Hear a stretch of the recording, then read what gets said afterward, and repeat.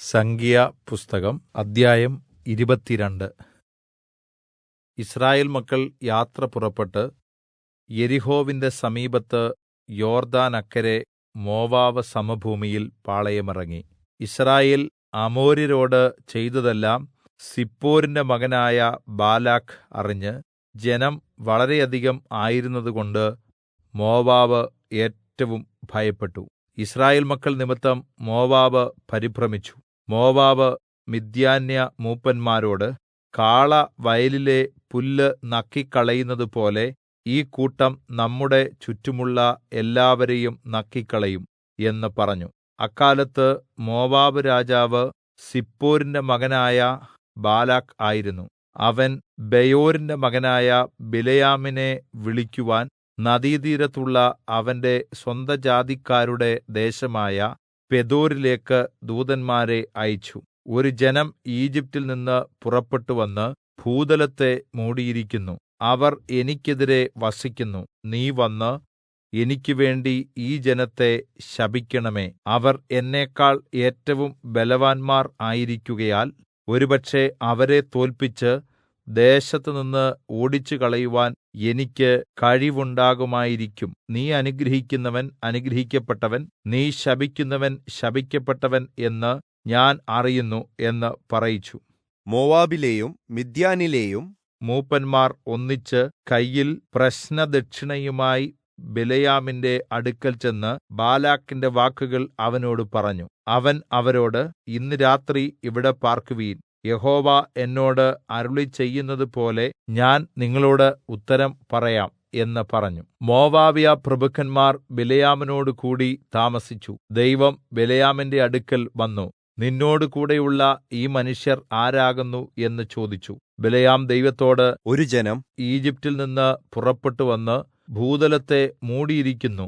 നീ വന്ന് എനിക്ക് വേണ്ടി അവരെ ശപിക്കണം. പക്ഷേ അവരോട് യുദ്ധം ചെയ്ത് അവരെ ഓടിച്ചുകളയുവാൻ എനിക്ക് കഴിയും എന്നിങ്ങനെ മോവാബ് രാജാവ് സിപ്പോരിന്റെ മകനായ ബാലാക്ക് എന്റെ അടുക്കൽ പറഞ്ഞയച്ചിരിക്കുന്നു എന്ന് പറഞ്ഞു.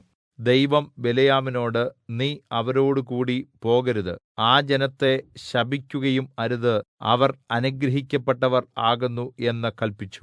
ബിലെയാം രാവിലെ എഴുന്നേറ്റ് ബാലാക്കിന്റെ പ്രഭുക്കന്മാരോട്, നിങ്ങളുടെ ദേശത്തേക്ക് പോകുവിൻ, നിങ്ങളോടുകൂടി പോരുവാൻ യഹോവ എനിക്ക് അനുവാദം തരുന്നില്ല എന്ന് പറഞ്ഞു. മോവാബിയ പ്രഭുക്കന്മാർ പുറപ്പെട്ട് ബാലാക്കിന്റെ അടുക്കൽ ചെന്ന്, ബിലെയാമിന് ഞങ്ങളോടുകൂടി വരുവാൻ മനസ്സില്ല എന്ന് പറഞ്ഞു. ബാലാക്ക് വീണ്ടും അവരെക്കാൾ മാന്യരായ അധികം പ്രഭുക്കന്മാരെ അയച്ചു.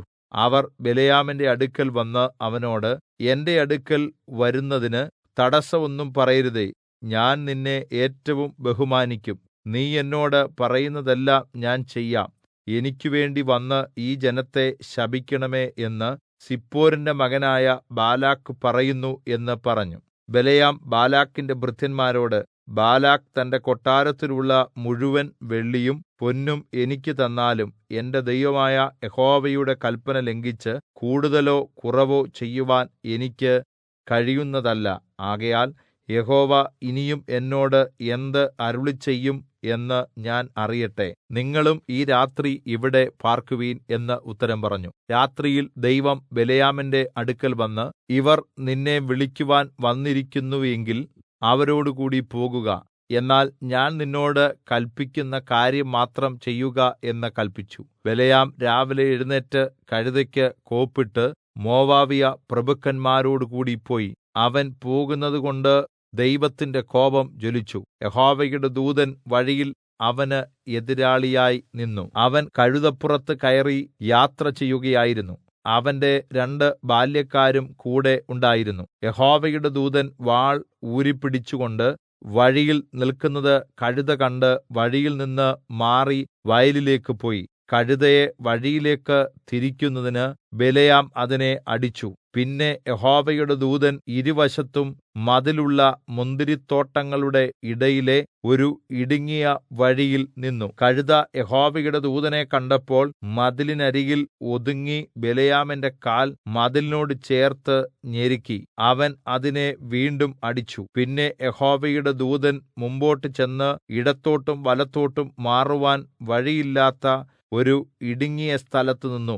യഹോവയുടെ ദൂതനെ കണ്ടപ്പോൾ കഴുത ബിലെയാമിന്റെ കീഴിൽ കിടന്നു. ബിലെയാമിന്റെ കോപം ജ്വലിച്ചു. അവൻ കഴുതയെ വടികൊണ്ട് അടിച്ചു. അപ്പോൾ യഹോവ കഴുതയുടെ വായ് തുറന്നു.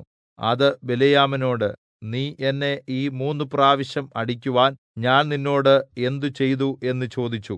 ബിലെയാം കഴുതയോട്, നീ എന്നെ കളിയാക്കിയതുകൊണ്ടത്രേ എന്റെ കയ്യിൽ ഒരു വാൾ ഉണ്ടായിരുന്നുവെങ്കിൽ ഞാൻ ഇപ്പോൾ തന്നെ നിന്നെ കൊന്നുകളയുമായിരുന്നു എന്ന് പറഞ്ഞു. കഴുത ബിലെയാമിനോട്, ഞാൻ നിന്റെ കഴുതയല്ലയോ? ഇത്രയും കാലം എന്റെ പുറത്തല്ലയോ നീ കയറി നടന്നത്? ഞാൻ എപ്പോഴെങ്കിലും ഇങ്ങനെ നിന്നോട് പെരുമാറിയിട്ടുണ്ടോ എന്ന് ചോദിച്ചു. ഇല്ല എന്ന് അവൻ പറഞ്ഞു. അപ്പോൾ യഹോവ ബിലെയാമിന്റെ കണ്ണ് തുറന്നു. യഹോവയുടെ ദൂതൻ വാളൂരി പിടിച്ചുകൊണ്ട് നിൽക്കുന്നത് അവൻ കണ്ട് സാഷ്ടാംഗം വീണ് നമസ്കരിച്ചു. യഹോവയുടെ ദൂതൻ അവനോട്, ഈ 3 പ്രാവശ്യം നീ കഴുതയെ അടിച്ചത് എന്ത്? ഇതാ ഞാൻ നിനക്ക് എതിരാളിയായി പുറപ്പെട്ടിരിക്കുന്നു. നിന്റെ വഴി നാശകരം എന്ന് ഞാൻ കാണുന്നു. കഴുത എന്നെ കണ്ട് ഈ 3 പ്രാവശ്യം എന്റെ മുമ്പിൽനിന്ന് മാറിപ്പോയി.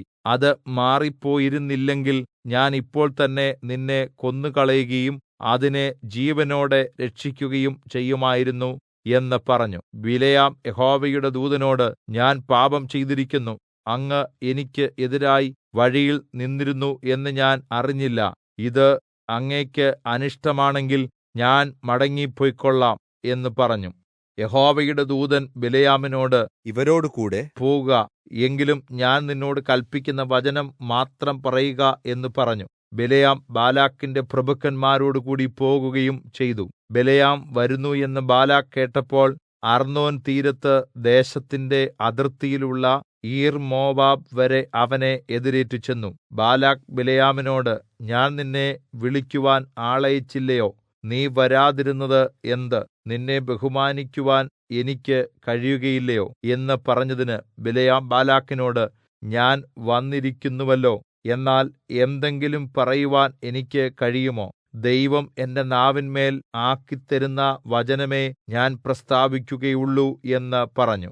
അങ്ങനെ ബിലെയാം ബാലാക്കിനോടുകൂടി പോയി. അവർ കിര്യത്ത് ഹൂസോത്തിൽ എത്തി. ബാലാക്ക് കാളകളെയും ആടുകളെയും അറുത്ത് ബിലെയാമിനും അവനോട് കൂടിയുള്ള പ്രഭുക്കന്മാർക്കും കൊടുത്തയച്ചു. പിറ്റെന്നാൾ ബാലാക്ക് ബിലെയാമിനെ ബാമോത്ത് ബാലിലേക്ക് കൂട്ടിക്കൊണ്ടുപോയി. അവിടെ നിന്ന് അവൻ ജനത്തിന്റെ ഒരു അറ്റം കണ്ടു.